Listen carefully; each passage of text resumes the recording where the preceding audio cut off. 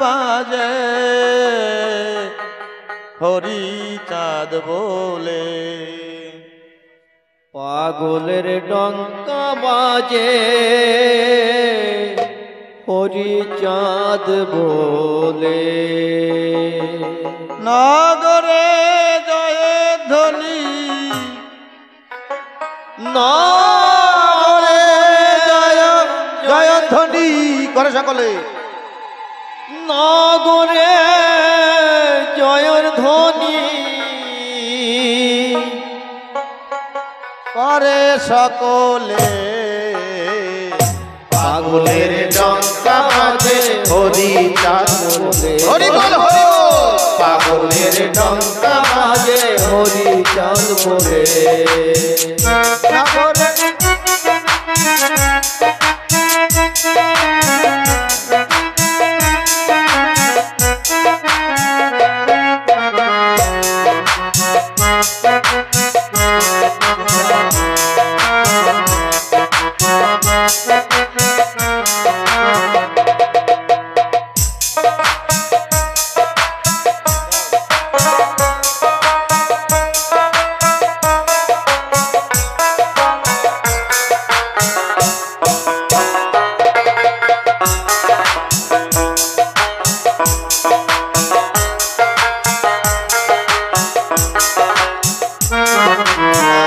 রামগানে বামা স্বরে করে মঙ্গল আচার, মায়েরা উলুধ্বনি আচার। জয় জয় শান্তি হরি হরি বল।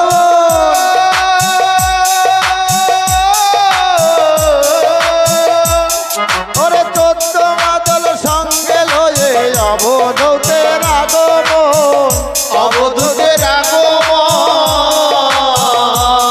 ওরে প্রেমের পাগল যতজন মিশে গেছে এককালে, প্রেমের পাগল যত জন মিশে গেছে এককালে। সকলে পাগলের ডঙ্কা বলে, পাগলের ডঙ্কা বাজে হরি চাঁদ বলে। হরি বল হরি বল।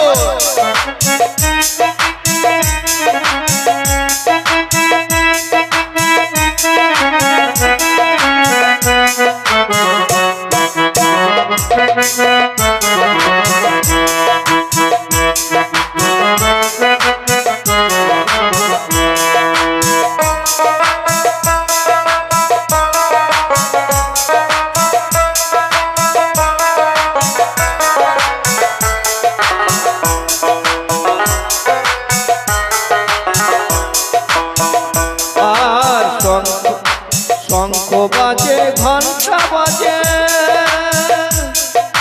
কংসধ্বনি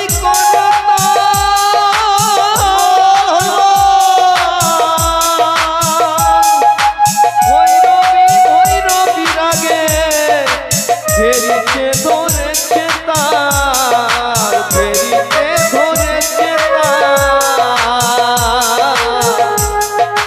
শঙ্খ বাজে ঘন্টা বাজে কংস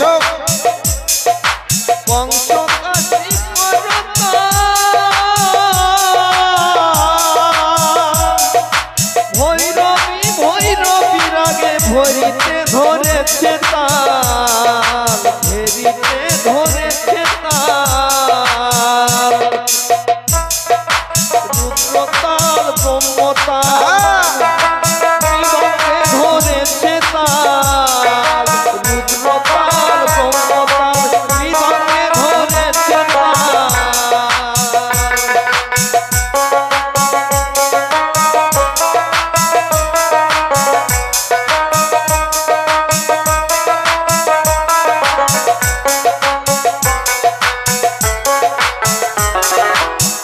পাগলের ডঙ্কা বাজে হরি চাঁদ বলে, পাগলের ডঙ্কা বাজে হরি চাঁদ বলে।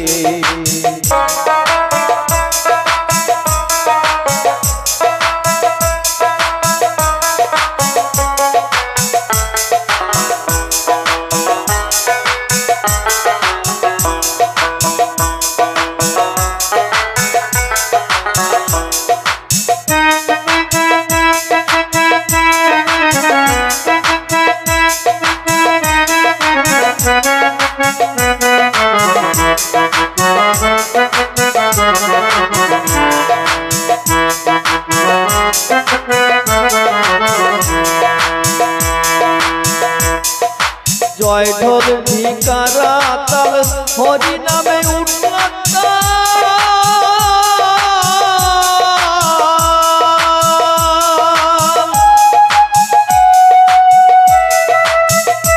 তারা মাতা নয় আকাশ পাতাল মদ খেয়ে যেন মাতাল মদ খেয়ে যেন মাতাল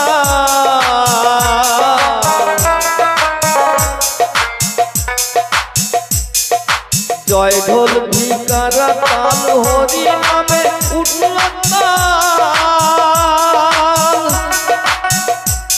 তারা মাতা নয় আকাশ পাতাল মদ খেয়ে যেন মাতাল মদ খেয়ে যেন মাতাল কেউ নাচে তাল বেতালে সুতালে কেউ নাচে বেতালে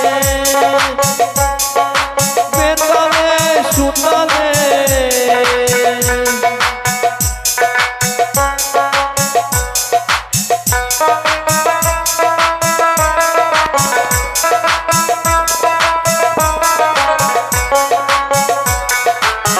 পাগলের ডঙ্কা বাজে হরি চাঁদ বলে পাগলের ডঙ্কা বাজে হরি চাঁদ বলে ডঙ্কা বাজে হরি চাঁদ বলে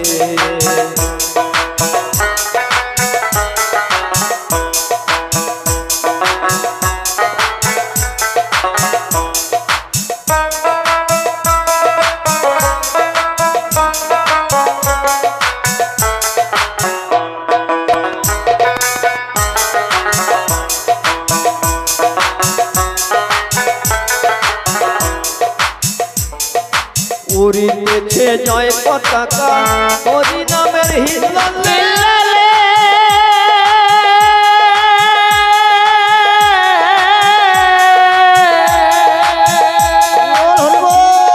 সমনের তখন গেল রে এককালে গেল রে এককালে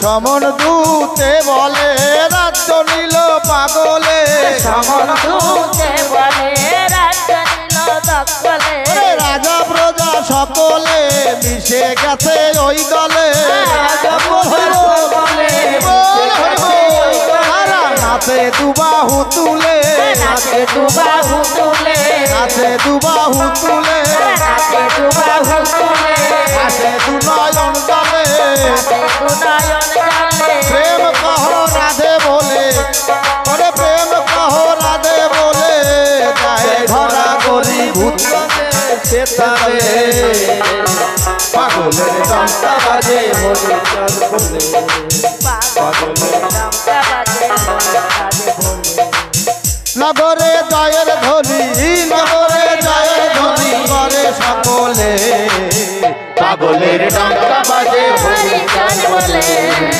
পাগলের ডঙ্কা বাজে হরি চাঁদ বলে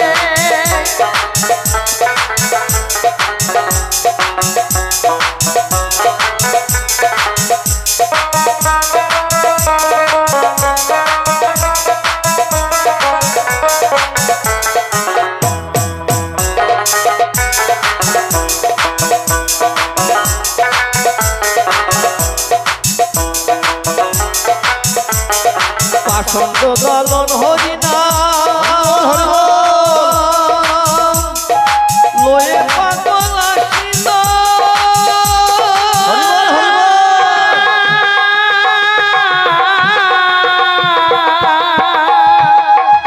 ওরে মাতাইল হিন্দু জব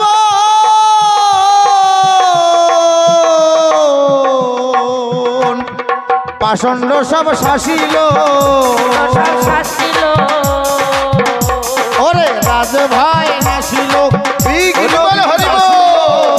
ভয় নাসিল বিঘ্ন বিনাশিল সুশীল সুশীল ওই দলে সব বসিল সুশীল ওই দলে সব বসিল রস ভরে রসিল ঘরে বসিল মধুর মানে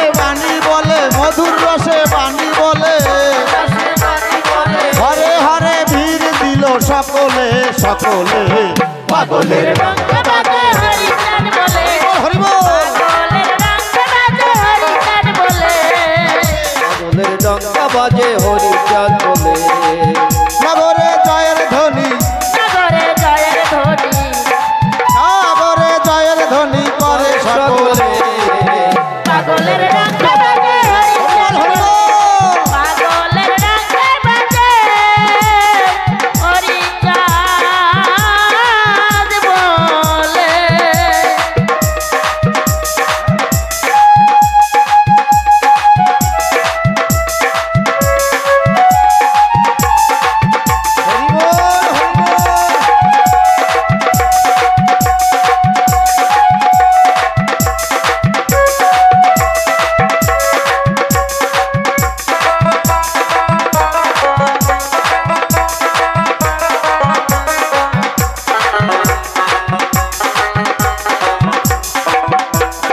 জয় হরিবল গৌরবল পাগলের হুঙ্কার ধ্বনি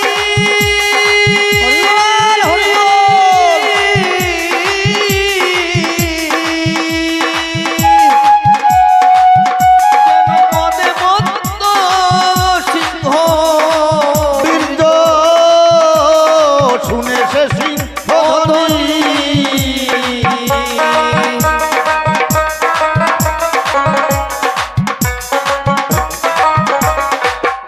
ওরে হৃদয় ধরে সেই ধ্বনি মহানন্দে দেয় ধ্বনি জয় জয় শান্তি হরি আনন্দে হরি হরি বলবো ওরে গুরু তাদের জয়ের ধ্বনি তারক চাতা কই বলে চাঁদের জয় ধ্বনি তারক চাঁদটা কই বলে গুরু তাদের জয়ের ধ্বনি তারক চাতা কই বলে গুরু চাঁদের জয়ের ধ্বনি তারক চাঁদটা কই বলে সকলে পাগলের টঙ্কা বাজে হরি চাঁদ বলে ডঙ্কা বাজে হরিচাঁদ বলে নগরে সাগরে জয়ের ধ্বনি সাগরে জয়ের ধ্বনি করে সকলে পাগলের ডঙ্কা বাজে হরিচাঁদ বলে পাগলের ডঙ্কা বাজে হরিচাঁদ বলে পাগলের ডঙ্কা বাজে হরিচাঁদ বলে চাঁদ বলে জয় জয় শান্তি হরি গুরু চাঁদ সত্য ভাবা প্রীতি প্রেমানন্দে নন্দে হরি হরি বল মন হরি বল হরি বল হরি বল জয় জয়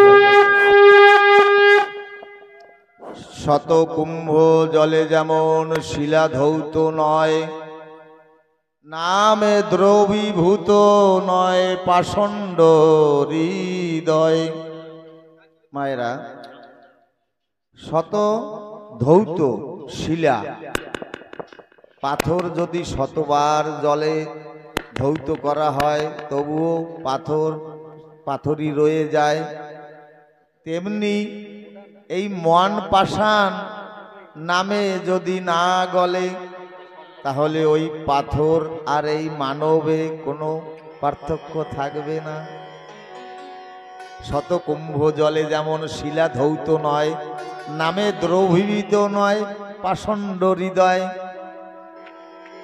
একবার নাম নিলে যত পাপ হরে জীবের কি সাধ্য আছে তত পাপ করে কোনো এক ভাবক কোনো এক ভক্ত কীর্তন রচনা করেছিল এই যে মধুর হরি নামে মন আমার গল্ল না সকল জগতের সকল সৃষ্টি হরিনামে প্রবাহিত হয়ে গলে গেল কিন্তু আমার পাষাণ মন হরিনামে গলল না মহাজন বলছে শত শত জন্মের প্রারব্ধ কর্মফল যদি অন্তরে থাকে প্রচুর এই মধুমাকা হরি নামে কৃষ্ণ নামে হবে না প্রেমেরও অঙ্কুর না জানি কত জন্মের পাপের ফলে এমন মধুমাখা নামে প্রেমশ্রু নয়নে না নামে নামে না, নয়নে। হরি নাম বললে, কৃষ্ণ নাম, গৌর নাম বললে নয়নে অশ্রু নামে না। হরি বলতে কেন নয়ন জলে বয়ান ভাসে না? আমার ভক্তবৃন্দ যারা ছিলেন, ঠাকুরের ভক্তবৃন্দ যারা ছিলেন, মহাজন বলছে দাপরে শ্রী রাধারানী, কলিতে শ্রী অশ্বিনী, সেই ব্রজভাব এই মতুয়ার বাজারে।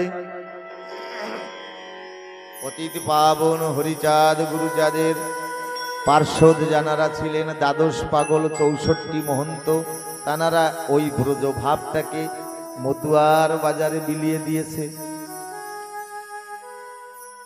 তাই ভাব এক, ভক্তের কোনো জাত নাই। ব্রজ ভাব, মতুয়া ভাব এক ভাব। নামে প্রেমে মাতোয়ারা, তার নামই মতুয়া। আমার অশ্বিনী বলছে দুঃখের আগুনে পুড়ে আমি, দুঃখের আগুনে পুড়ে হব আমি ছাই, দুঃখেরও বান্ধব হরি তাতে যদি পাই। আমি দুঃখের আগুনে পুড়ব, আমি আমার আঘাতের সমুদ্রে স্রোতের সাথে আমি প্রবাহিত হয়ে যাব। শত দুঃখর মধ্যে থেকে যদি দুঃখ হরণ করা, দুঃখ হারি, ব্যথা হারি হরি যদি তোমাকে পাই, তাই আমি দুঃখের আগুনে পুড়ে পুড়ে হব আমি ছাই, দুঃখের বান্ধব হরি তাতে যদি পাই। মায়েরা যখন অলংকার তৈরি করানো হয় বা করেন, স্বর্ণকার এই স্বর্ণকে, সোনাকে বারবার পুড়িয়ে পুড়িয়ে, বারবার আঘাত করে করে ওই সোনার মধ্য থেকে যত আবর্জনা পদার্থ বের করে দেয়, তারপরে ওই ধাতুটা, ওই স্বর্ণটা একটা সুন্দর আভূষণে পরিণত হয়। তেমনি তুমি আমাকে যত দুঃখ আছে, দুঃখের আগুনে পুড়িয়ে পুড়িয়ে সোনার মতন করে নাও, সোনার মতন তুমি করে নাও। তোমার ওই মধুমাখা নাম সোনার সাথে সাথে যেন আমি একটা সুন্দর অলংকারে পরিণত হতে পারি। অশ্বিনী গোসাইয়ের ভাব দ্বারা। যদিও ঠাকুরের কথা অপারম্পার, যুক্ত যোগ, গুণ, ভাগ আর বিয়োগ। তাহলে যুক্ত আর যোগ যদি না থাকা যায়, যোগসূত্র যদি কেটে যায়, তাহলে সম্ভব হয় না, অসম্ভব হয়ে দাঁড়ায়। তাই রতিমাশা কমি হলে অমনি ধরে দিচ্ছে জেলে। এই ভাব তরঙ্গের যদি একটা ঢেউ, একটা সময়, একটা ক্ষণ ছুটে যায়, তখনই কম পড়ে যায়, যোগসূত্রটা কেটে যায়। অশ্বিনীকর্তা লিখেছে রতিমাশা কমি হলে অমনি তারে দিচ্ছে জেলে, সেরা এক কান্থা গলে রাখছে তারে বেহাল করে। তাহলে ভাবুন, আমাদের তো রতি তো একটা মাপ, আমাদের সে ভাব থেকে আমরা কত দূরে পড়ে গেছি, আমাদের তাহলে কি অবস্থা হতে পারে। তাই এই যোগযুক্ত থেকে একটু সরে গেলে একটু অসম্ভবপর হয়ে যায়, যেহেতু সূক্ষ্ম তত্ত্বের কথা। মহাভাবের দ্বারা নাম নির্মল হয়, মহাভাবের দ্বারা এই পাষাণ মন নির্মল হয়। অকামনা ভক্তি পাকিলে তাকেই প্রেম কয়। অকামনা, অহৈতুকী, রাগাত্মিকা, অকামনা। অকামনা প্রেম যদি পাকে, রসালো হয়, তখনও প্রেম নাম ধরে। প্রেম তো অত সহজ বস্তু নয়। এই জগতে মাত্র সংসারে, জগৎ সংসারে 3.5 রতি প্রেম, মাত্র 3.5 রতি প্রেম। তাই নামে প্রেমে ভাবোদয় হতে হবে। এই ভাব উদ্গীরণ ভাবা, এই ভাব জাগাতে পারলে, এই ভাব যখনই অকামনা ঘরের, অকামনা ভক্তির ঘরে প্রবেশ করবে, তখনই এই অকামনা অহৈতুকী রাগাত্মিকা প্রেম রূপের মূরতি হয়ে দাঁড়াবে। এই প্রেম রূপী মূরতি ঠাকুরের চরণ বন্দনা করবে। আগামী দিন গতদিন বলেছি রাধা কোনো ভাব নয়। রাধাকে যদি কেউ অবয়ব বা রক্তপিণ্ড মাংসপেশী ভাবেন তাহলে জনমের সাধন ভজন সব নিষ্ফল হয়ে যাবে। রাধা হলো একটা ভাব। এই রাধাটাকে যদি সাধন ভজনের দ্বারা ঊর্ধ্বগতি বা ঊর্ধ্বরেতা করা যায়, এই রাধা উল্টে ভাব হয়ে দাঁড়ায়। জয় জয় হরিচাঁদ। গুরুচাঁদ সত্য ভামা প্রীতি প্রেমানন্দে হরিব হরিব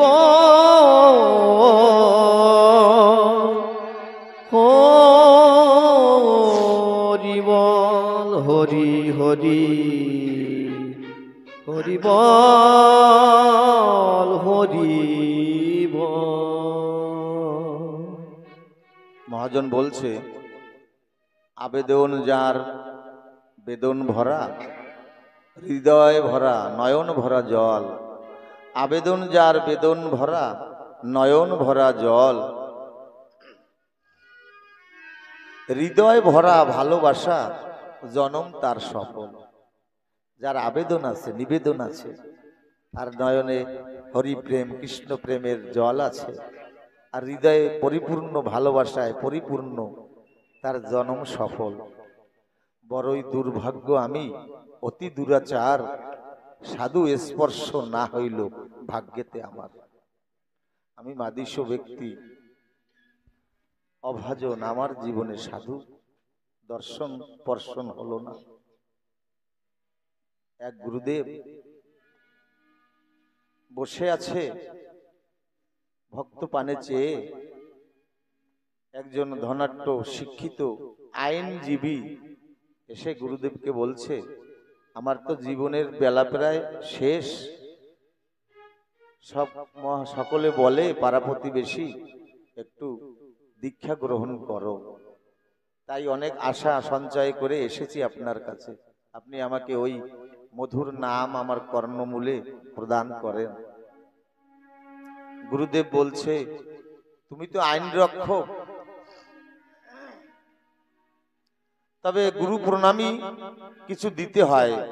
মহানাম নিতে গেলে গুরুকে কিছু দক্ষিণা দিতে হয়, গুরু দক্ষিণা। তুমি বাজারে গিয়ে গুরু দক্ষিণা বাবদ কিছু ঠাকুরের ভোগের তরে, প্রসাদের তরে কিছু ফল নিয়ে এসো। তবে কথা নিও, যে দোকান থেকে ক্রয় করবে এই প্রসাদী ফল, লক্ষ্য করে দেখবে দোকানদার মানুষ কিনা। ওই আইন রক্ষক বাজারে গেলেন, বাজারে গিয়ে জয় হরি বল, হরিবল হরিবল হরিবল হরি হরিবল। বাজারে গিয়ে ওই দোকানদার কাছে কিছু ফল চাইল। যখন ফল দিল, যখন নেবে, তখন তাকিয়ে দেখে ওই দোকানদার মানুষ নয়। অবয়বটাই, দেহটা মানুষের মাত্র, কিন্তু এই মুন্ডটা, এই মাথাটা মানুষের নয়, একটা পশুর। তখন ওই আইন রক্ষক বললেন, আমি তাহলে তোমার কাছ থেকে ফল নিব না। দোকানদার বলল, কেন, ফলে কোনো খারাপই আছে নাকি? দোকানদার বলল, না। সত্য কথাটা তো বলতে পারল না। ওই আইন রক্ষক, তোমার ফল আমি নিব না। মিষ্টির দোকানে গেল কিছু মিষ্টি ক্রয় করার জন্য। এমতো পূর্বরীতের একই অবস্থা দেখলো। এই দেহটা তো মানুষের, কিন্তু মাথাটা একটা সিংহের।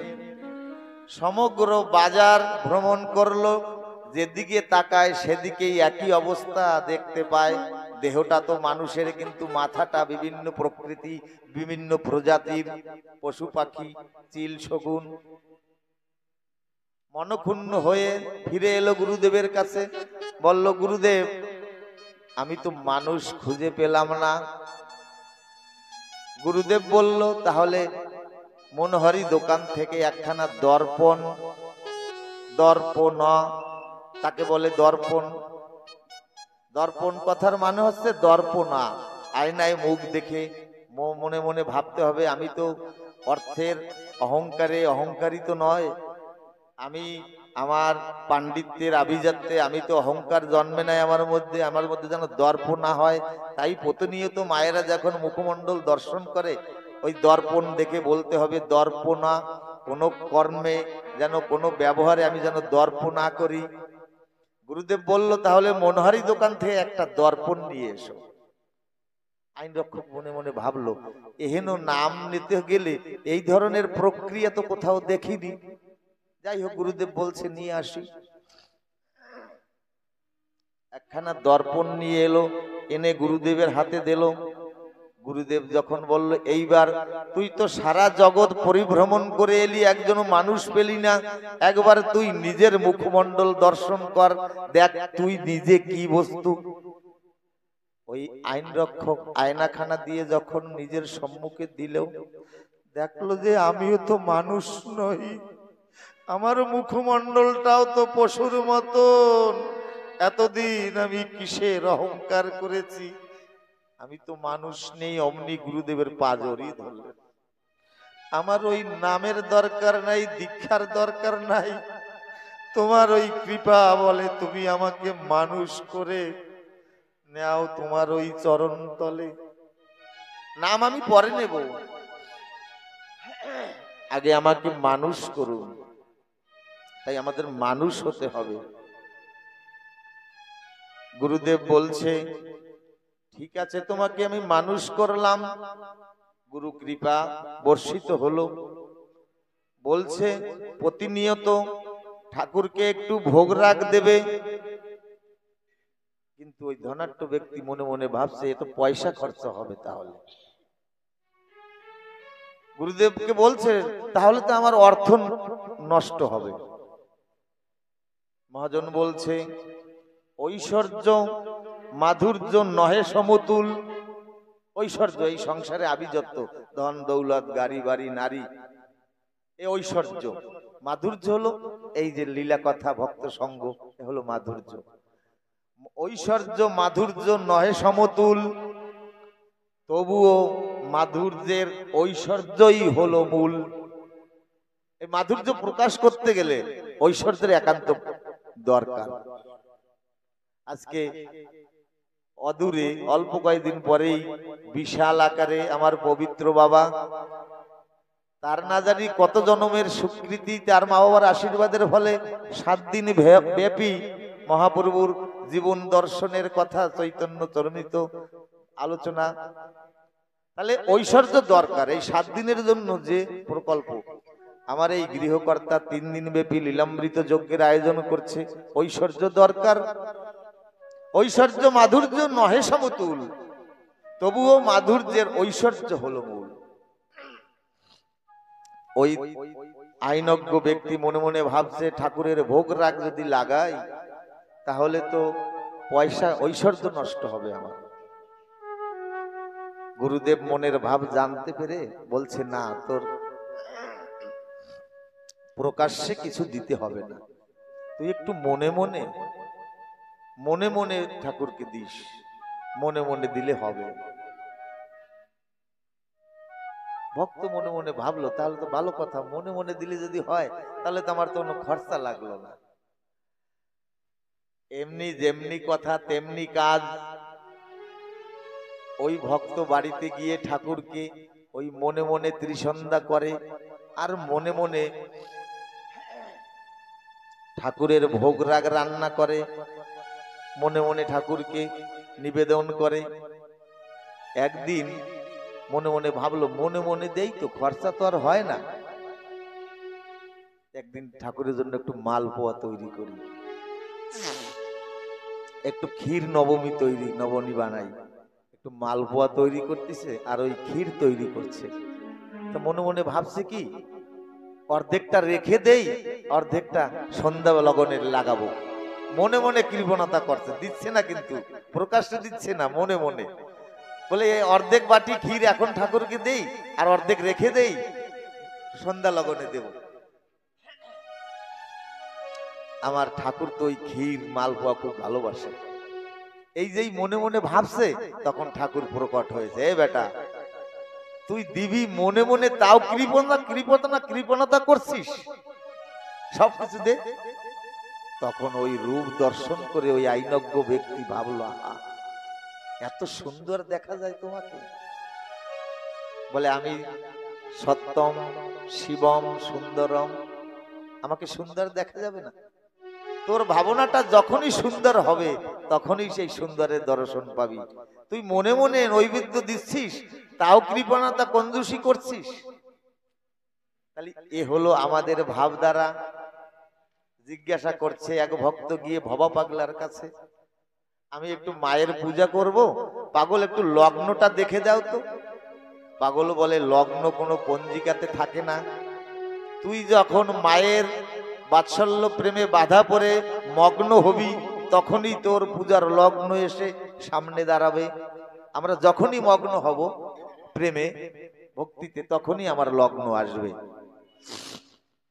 এমনি ভাবে মনে মনে শ্রাবণ দিনে আমার হরিচাঁদের প্রিয় ভক্ত শ্রীমৎ মৃত্যুঞ্জয় গোস্বামীর কনিষ্ঠ কন্যা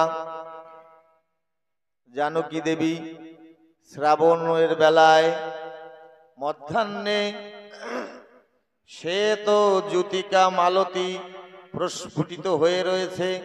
ওই রূপ দর্শন করে মনে মনে ভাবছে, মনে মনে কিভাবে ঠাকুরকে দেওয়া যায়। ওই জানকী দেবী মনে মনে ভাবছে, আমি যদি আমার পরম আরাধ্য দয়াল পতিত পাবন হরিচাঁদকে এই সুন্দর ফুলে নিজের ভক্তি নয়ন জল দিয়ে শ্রদ্ধা চন্দন দিয়ে একটু মালা গেথে তাকে যদি আমি একটু পরাতে পারতাম তাহলে আমার এই নারী জীবন ধন্য। মনে মনে ভাবছে, ওরে ভুল, তুই তো ফুটেছিস শাখায়, কিছু সময় পরে ঝরে যাবি।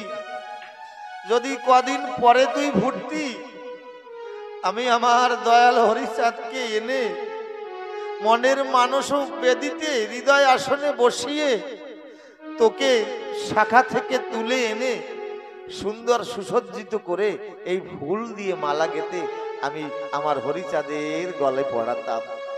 মনে মনে ভাবছে, আর দুই চোখের জলে ভেসে যাচ্ছে জানকী দেবী।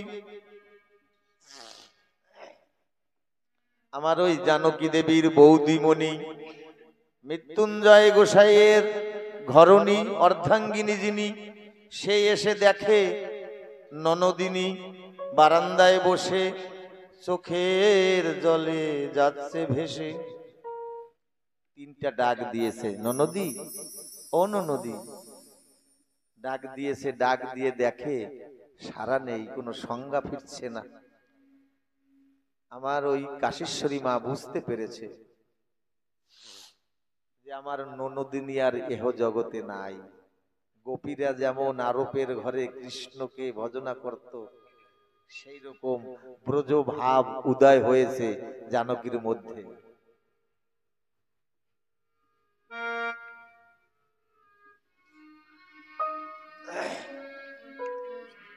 এহেন ভাব দেখে কাশীশ্বরী ননদিনীকে আর নাড়া না দিয়ে গিয়ে স্বামী দেবতাকে বলছে, শুনছো, দেখো ননদিনীর কি ভাব হয়েছে। সেই মধ্যাহ্ন কাল থেকে কেমন যেন ফুলের দিকে তাকিয়ে রয়েছে আর নয়ন দিয়ে অশ্রু বিগলিত হচ্ছে। মৃত্যুঞ্জয় গোসাইকে বলল, তুমি এইখানে ওরাকান্দি যাও, ওরাকান্দি গিয়ে দয়াল হরিচাঁদকে নিয়ে এসো। মৃত্যুঞ্জয় গোসাই আমার নৌকা সাজিয়ে রওনা হলো ওরাকান্দিতে। এদিকে জানকী দেবী মনে মনে হরিচাঁদকে সাজাচ্ছে মনোভুল দিয়ে। জানকী দেবী সাজাচ্ছে, মৃত্যুঞ্জয় গোসাই হরি বলে নৌকা বেয়ে যাচ্ছে। ওরাকান্দি গিয়ে যখন পদার্পণ করলেন, মধ্যে গিয়ে দেখলেন আমার দয়াল হরিচাঁদ সুন্দর সাজে সেজে আছে। যে ফুলগুলো ফুটেছিল মৃত্যুঞ্জয়ের গোসাইয়ের আঙনে, সেই ফুল দিয়ে মালা গেথে কে যেন কেবলই সদ্য হরিচাঁদকে সাজিয়ে রেখে গেছে। মৃত্যুঞ্জয় গোসাই প্রণাম করে বলল, ঠাকুর তোমাকে এমনি ব্রজ ভাবে কে সাজিয়েছে? ব্রজে যেমন তুমি সাজতা, গোপীগণ তোমাকে সাজাতো, এমনি ভাবে ভক্তি ভাবে কে সাজিয়েছে তোমাকে?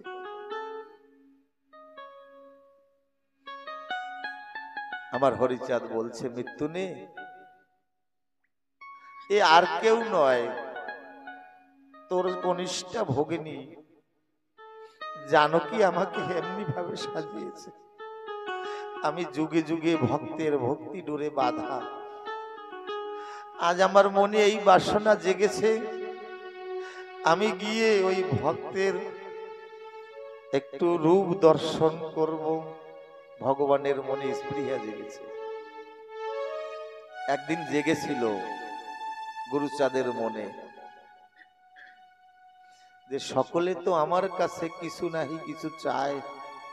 এই ওরাকান্দিতে সকল ভক্তগণ আসে কত আশা নিয়ে, কত পিপাসা নিয়ে, কত ব্যথা নিয়ে, সকলে আমার কাছ থেকে সকল কিছু আশীর্বাদ নিয়ে চলে যায়, কিন্তু আমার বুকের মধ্যে যে জ্বালা তা কেউ নিবারণ করে না। আজকে আমি আমার এই ভক্ত সমুদায় পাগলদের কাছে, আমার যারা যারা আছে সবার কাছে আমি একটু এই বুকের জ্বালা নিবারণের ঔষধ আমি চেয়ে নেব। গুরুচাঁদ ঠাকুর ঘোষণা করলেন। এই বলে সকল ভক্তরা এসে বিরাজমান হলো, সকল পাগলরা এসে বিরাজমান হলো। গুরুচাঁদ ঠাকুর বিচরণ পাগলকে ডাক দিয়েছে, বিচরণ বাবা কিছু পুষ্প চয়ন করে নিয়ে এসো, আজকে আমি ভক্তের কাছে কিছু চাবো, আমি আমার ভক্তের চরণ পূজা করব, কারণ চরণে তো সবকিছু পাওয়া যায়, চরণ ছাড়া পাওয়া যায় না, পায় পায়। বিচরণ কথা শুনে গুরুচাঁদের আজ্ঞা মাত্র শিরোধার্য করে পুষ্প কাননে গিয়ে কিছু পুষ্প অঞ্চলে চয়ন করে নিয়ে এসেছে। সকল ভক্তবৃন্দরা আচম্বিত। গুরুচাঁদ ঠাকুর বলছে, আজকে আমি গুরুচাঁদ দেবাদিদেব মহাদেব মহাকাল, আমি সকল ভক্তের চরণ পূজা করব। হরিচাঁদ ঠাকুরের মনের এই বাসনা জেগেছিল, গুরুচাঁদ ঠাকুরের মনে এই বাসনা জেগেছিল। যখনই এই বাসনা প্রস্ফুটিত বা প্রকাশ করল, সকল পাগলরা কেমন যেন কিংকর্তব্য বিমূঢ় হয়ে পড়ল। বাবা বলছে কি, যিনি গুরুচাঁদ দেবাদিদেব মহাদেব, যার চরণে, যে চরণে চন্দন দিতে শঙ্কা হয় গোপীর চিতে, সে এই ভক্তের চরণ পূজা করবে? এই ভাবান্তর ভক্তদের মধ্যে ঢেউ খেলে যাচ্ছে। গুরুচাঁদ ঠাকুর বলছে, আমি শুনেছি, আমি ছোট্টবেলায় আমার যখন অল্প বয়স ছিল, আমি গভীর নিশীতে আমি আমার বাবাকে দেখতাম এই ওরাকান্দি ধামে, যেখানে হরি ভক্তরা, সকল ভক্তরা বিশ্বের এসে হরি নাম কীর্তন করত। আমার বাবা ব্রহ্ম মুহূর্তে ওখানে ওই ধুলায় গড়াগড়ি যেত। আমি বাবাকে জিজ্ঞাসা করতাম, বাবা তুমি তো ক্ষীরোদের সাই, তোমার কি নাই, তুমি এই ধুলায় কেন গড়াগড়ি যাও বাবা? বলে, গুরুচরণ কথা নিস, এই পতিত জীবের দায়িত্ব তোর মাথায় দিয়ে গেলাম, যেদিন তুই নিজের বুকে এই যন্ত্রণা অনুভব করবি, সেদিন আমার ভক্ত চরণে, ভক্তের চরণ পূজা করিস, ভক্ত চরণে গড়াগড়ি দিয়ে এই ধুলি যদি অঙ্গে মাখিস, তাহলে এই ত্রিতাপ জ্বালা তোর দূরীভূত হবে। গুরুচাঁদ ঠাকুর বলছে আমি আমার বাবাকে দেখেছি, তাই আমার বুকে বড় জ্বালা, আজকে আমি একটু ভক্ত চরণ পূজা করব।